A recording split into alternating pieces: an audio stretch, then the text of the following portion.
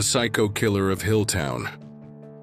Hilltown was a town where nothing ever happened, or so people thought. But behind its quiet streets and friendly neighbors, a dark secret lurked. Every year someone vanished only to be found dead days later. The bodies were always mutilated, with a strange symbol carved into their chests. The police had no leads. No fingerprints, no DNA, no witnesses. It was as if the killer was a ghost. A name spread through the town like wildfire. The Psycho Killer. But journalist Daniel Carter didn't believe in ghosts. He believed in monsters hiding in plain sight, and he was determined to find out who or what was behind these killings. Daniel had been following the case for years, but everything changed when Samantha Brooks went missing, a 22-year-old college student. She was last seen at a gas station on the outskirts of town. The CCTV footage showed her walking to her car. Then she was gone. No struggle, no sign of forced entry, just vanished. Daniel knew the pattern. If she was still alive, he had 13 days to find her before she turned up dead like the others. Digging into the case, Daniel found something chilling. Every victim had one thing in common. They had all been near an abandoned farmhouse before they disappeared. The house had been empty for decades.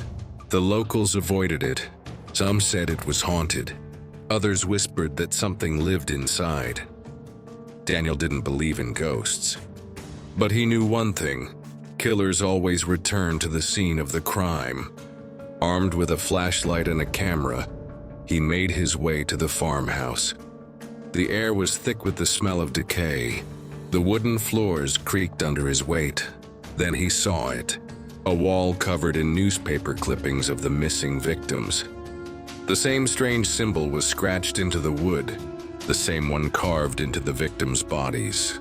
And in the center of the room, lying neatly on a table, was a Polaroid photo. Samantha Brooks, still alive. On the back, a message: 13 days, 13 cuts, 13 screams. I am always watching. A chill ran down Daniel's spine. The killer wasn't just playing a game. He was inviting him to play. That night, Daniel couldn't sleep. The Polaroid haunted him. He kept staring at the message, trying to make sense of it. Then his phone rang. Unknown number. He hesitated, then answered. Silence. Then a whisper. You're getting close, Daniel. But you have 13 days too.